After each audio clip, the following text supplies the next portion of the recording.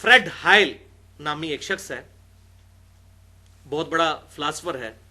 उसने एक जुमला कहा और खुद रिचर्ड डॉकिंस ने उसका ये जुमला नकल भी किया है अपनी इस किताब द गॉड डिल्यूजन के चैप्टर नंबर 4 में। और चैप्टर नंबर 4 में उसने मेन बाब ही यही बांधा है, द अल्टीमेट बोइंग 747। तो वो कहता है, जो तुम कह रहे हो बोइंग 747 खुद ब खुद बन गए, तो सबसे बड़ा बोइंग 747 तो खुद गॉड है, वो कैसे खुद ब खुद बन गया फिर? तो वो बात मैं इंशाल्लाह डिस्कस करता हूं, ये आखिरी वसवसा था उसका। तो बहरहाल फ्रेड हाइल का जो जुमला है, गोल्डन कोट, जबरदस्त, ये मैं लफ्ज ब लफ्ज पढ़ के सुनाता हूं, जो द गॉड डिल्यूजन में भी उसने नकल किया। Probability of life originating on earth is no greater than the chance that a hurricane sweeping through a scrapyard would have the luck to assemble a Boeing 747। Fred हाइल कहता है कि इस बात का इम्कान कि जिंदगी खुद ब खुद जमीन पर पैदा हो गई, इससे ज्यादा इम्कान नहीं है कि कोई हवाई तूफान चले और वो कूड़े के ढेर से चीजें जमा करके तो एक 747 बोइंग त्यारा तैयार कर दे। ये तो फिर भी हो सकता है, इससे ज्यादा मुश्किल फिनोमेना जो है वो जिंदगी का प्रोड्यूस होना है जमीन के ऊपर। और जाहिर है कि हमें तो कभी वहम भी नहीं आएगा। मैं कहता हूं, इवन मैं ये दावा करूं कि ये बाल पॉइंट खुद ब खुद बन गई है। इसमें स्प्रिंग लोडेड जो ये इसकी निब मौजूद है और इसके अंदर जो स्याही है ये पूरी प्लास्टिक की, और ये पूरा क्लिक सिस्टम है इसके अंदर मैकेनिकल, ये खुद ब खुद बन गया। तो कोई पागल बेवकूफ आदमी भी मेरी स्टेटमेंट नहीं मानेगा। तो इतना कंप्लेक्स सिस्टम खुद ब खुद बन गया। तो वो फ्रेड हाइल ने बड़ी जबरदस्त बात की कि 747 बोइंग तैयारा खुद ब खुद कूड़े के ढेर से कचरा इकट्ठा करे, तूफान चले, अंधेरी चले, और वो एक 747 जो एक साल में तैयार होता है, बोइंग कंपनी एक साल में तैयार करती है कितनी मेहनत के साथ, वो खुद ब खुद बन जाए। तो ये तो फिर भी पॉसिबल हो सकता है, लेकिन इंसान का पैदा होना जानदार का रूए अर्ज पे, उसकी प्रोबेबिलिटी इससे भी कम है। लेकिन रिचर्ड डॉकिंस ने बजाय उसकी ये बात मानने के उसका मजाक उड़ाया और उसने कहा कि for the sake of argument हम एग्री करते हैं कि 747 कभी भी खुद नहीं बन सकता, इतनी मेहनत से तैयारा बनता है। तो फिर उसने आगे से वो शैतानत वाला सवाल किया। उसने कहा सबसे बड़ा बोइंग 747 तो खुद गॉड है। यह जिंदगी इतनी कॉम्प्लेक्स है कि बगैर किसी के बनाए ना अंडा बन सकता है ना कोई जिंदा जानदार। ये इतनी पेचीदा और कॉम्प्लेक्स जिंदगी है, ये बगैर किसी के बनाए नहीं बन सकती। तो इसको बनाने वाला तो इससे भी ज्यादा कॉम्प्लेक्स होगा। For the sake of argument बात बड़ी जबरदस्त है। इसको बनाने वाला तो इससे भी ज्यादा कॉम्प्लेक्स होगा। वो खुद ब खुद अगर बन सकता है तो ये जिंदगी भी खुद ब खुद बन सकती है।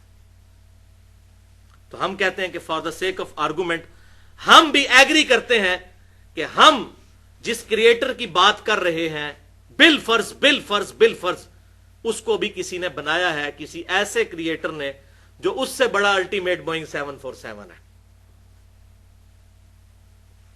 तो फिर जिसने इस क्रिएटर को बनाया उसको भी फिर किसी ने बनाया होगा, और जिसने उसको बनाया उसको भी किसी ने बनाया होगा। तो ये एक फिक्टोरियल प्रॉब्लम शुरू हो जाएगा इनफिनिट तक, कि उसके बनाने वाले को भी किसी ने बनाया, उसके बनाने वाले को भी किसी ने बनाया। तो इसका तो एंड ही कोई नहीं होगा। जबकि दूसरे एंड पे रियलिटी है कि हम सब मौजूद हैं। ये थ्योरी नहीं है, हम सब मौजूद हैं, हमारा क्रिएटर है। अच्छा, हमारे क्रिएटर का भी कोई क्रिएटर, उसका भी कोई क्रिएटर, उसका भी कोई क्रिएटर, तो ये बात कहीं रुकेगी नहीं।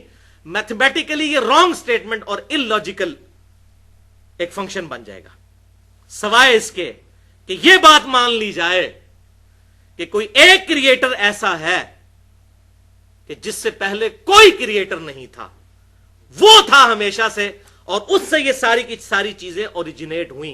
तभी तो ये इक्वेशन मुकम्मल होगी कि हमारे बनाने वाले को किसी ने बनाया, उसको किसी ने बनाया, उसी ने किसी ने। तो अल्टीमेटली किसी एक क्रिएटर तक हम पहुंचेंगे कि जिसे किसी ने ना बनाया हो, तभी ये इक्वेशन मुकम्मल होगी। तो भाई वही तो है लम यलिद वलम यूलद,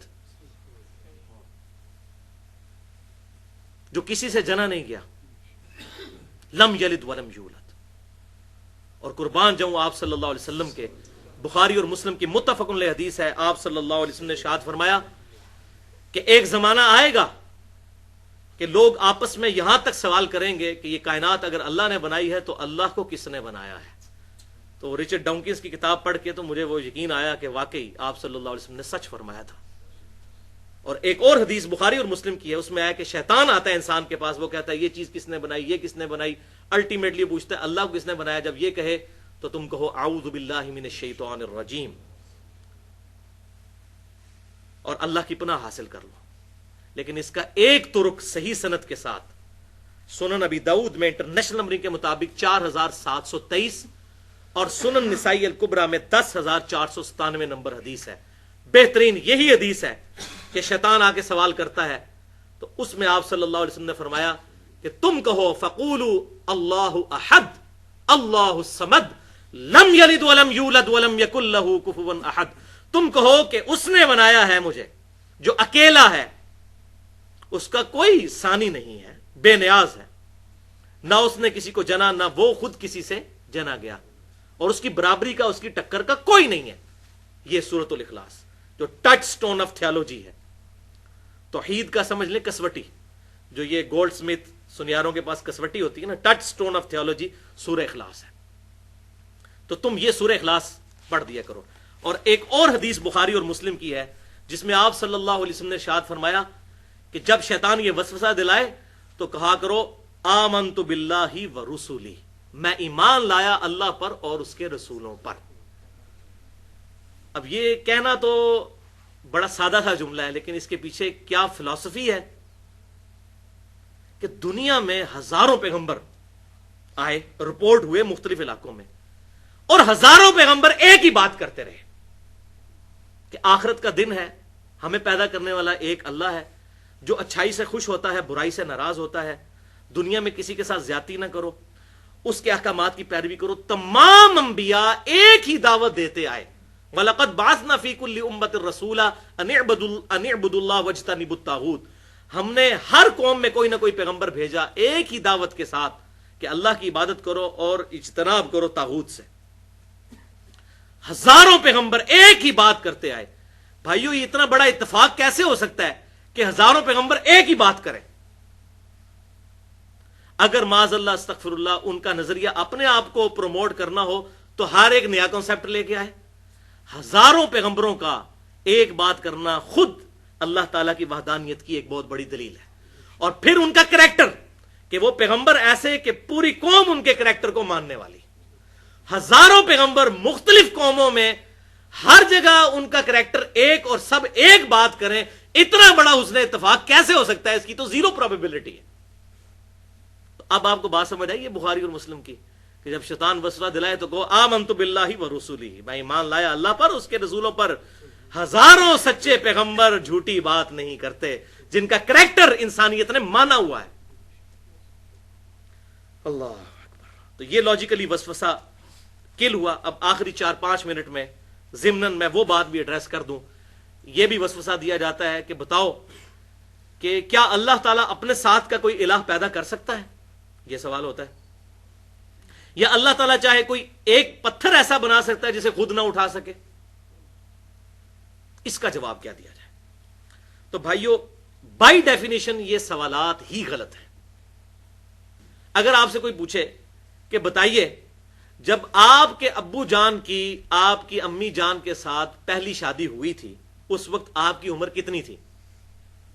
تو آپ کہیں گے یہ تو سوال ہی غلط ہے جناب، اللاجیکل سوال، میری عمر کہاں سے ہونی تھی؟ اور اس کو علم الکلام میں کہا جاتا ہے محال. اس طرح کے جو اللاجیکل کوسچن ہیں اس کو کہا جاتا ہے محال.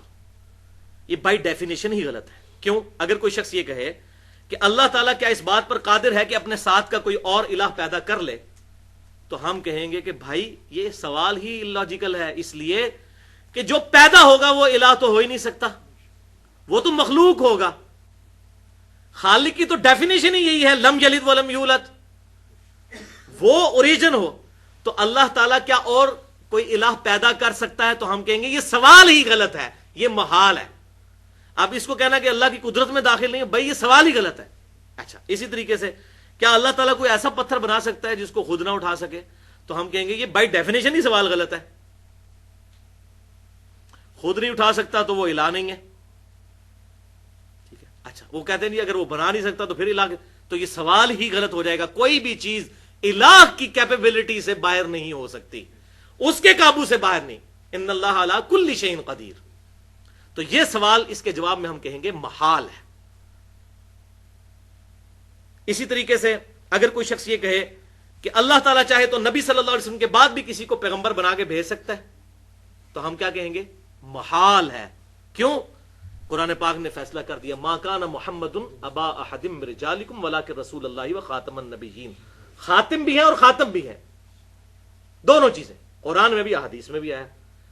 تو اب یہ خاتم نبوت کی ڈیفینیشن کے منافی ہو جائے گا کہ اللہ تعالیٰ کوئی اور پیغمبر بھیج دے. انہیں جی اللہ تعالیٰ چاہے تو کر سکتا ہے، تو ہم کہیں گے نہیں. کیوں؟ قرآن میں آیا لا تبدیل لکلمات اللہ.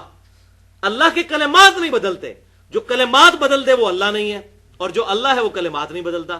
جو جھوٹ بولے وہ اللہ نہیں ہے، اور جو اللہ ہے وہ جھوٹ بولتا نہیں ہے.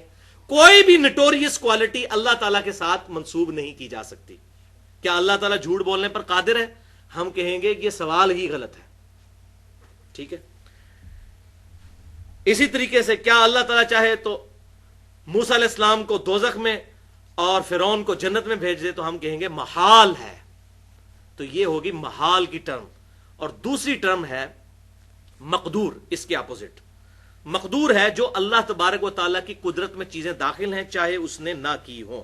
مثلا اگر کوئی شخص کہے کیا اللہ تعالیٰ ایسی سیڑھی بنا سکتا ہے جس سے ہم آسمان پہ چڑھ جائیں؟ تو ہم کہیں گے ہاں بنا سکتا ہے، اگرچہ اس نے بنائی نہیں ہے، لیکن اللہ تعالیٰ اس بات پر قادر ہے. اللہ تعالیٰ چاہے تو آگ کو ٹھنڈا کر سکتا ہے، بالکل کر سکتا ہے. عموماً نہیں ہوتی، لیکن جب چاہے کر سکتا ہے. ابراہیم علیہ السلام کے لیے کی.